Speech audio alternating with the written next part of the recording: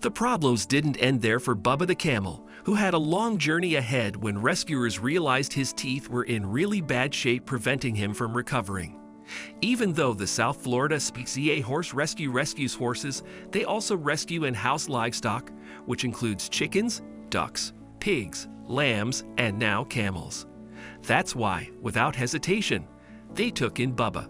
But Bubba's recovery will take a while, and they still need to bring him to a sanctuary where he can roam freely. First things first, they needed to increase his weight. Bubba was so skinny that his 2 humps collapsed because there was no fat. They needed to feed him 60 ounces of food every day. The problem is his teeth are so bad that it hurts to eat for Bubba. They called in their vet, who immediately worked on fixing his teeth. SPCA board member Julie patiently worked with Bubba. She offered him different treats to see which ones he'll like. She'd clean up the barn around him and just go about with life as usual. All this time though, Bubba was just watching her, curious about her next moves. He became so comfortable at the farm that he let his guard down, and Julie noticed his habits.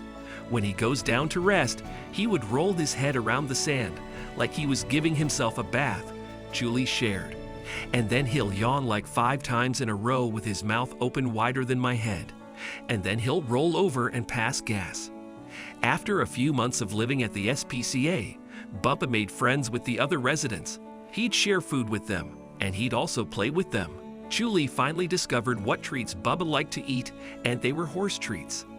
After that, it became easier to feed him and the weight gain started. His coat shone and no longer looked matted, and his humps were finally gaining fat again. Once he reached his ideal weight of 1,400 pounds, they knew he was strong enough to be transferred to his future and last home, the Cleveland Amory Black Beauty Ranch in Texas. Bubba arrived during the night at the Black Beauty Ranch and was met by Christy, the wildlife team lead at the ranch. They let him walk out freely and call the shots.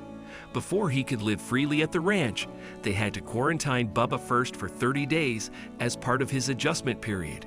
He's gonna have choices. He can go as he pleases. He can sit in the sun and relax and eat as much grass as he wants to. He can interact with the other animals. He has all these choices that he never had before.